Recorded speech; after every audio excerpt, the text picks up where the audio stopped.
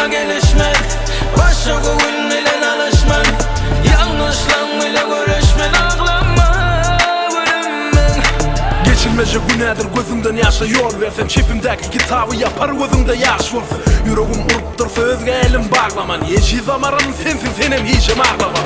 Gözümden yaşa yol vermeyecek men, sana düzmeyecek men, içime salıp seni gizleyecek men, yenimi çermeyecek men. Kelemi duman alsa şorlumanı durulacak sen, şeyle incecik sen. Neydi söymeyecek men, sevgini gör közeli taşımızdan peyleyecek men, özgeni görmeyecek men, sana düzmeyecek men. Baktım dine sen ne var, aşkım o sönmeyecek men, sevgim ölmeyecek men. Göz yaşları sana gelişmen, başka gün ile alışman, yanlışlan ile görüşmen, ağlama ölümmen.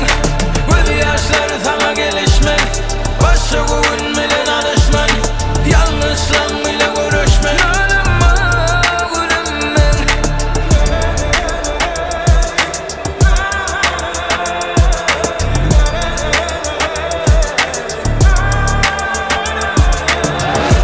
Börüyün balesi, börünenin lalesi, börmerdin dalesi, hiç kimi gelen akarsi. Ben sevin dalesidim, sen mesedeli dedin, yüreğimin yarısıydın, ağlamay. Göz yaşları sana gelişmen, başka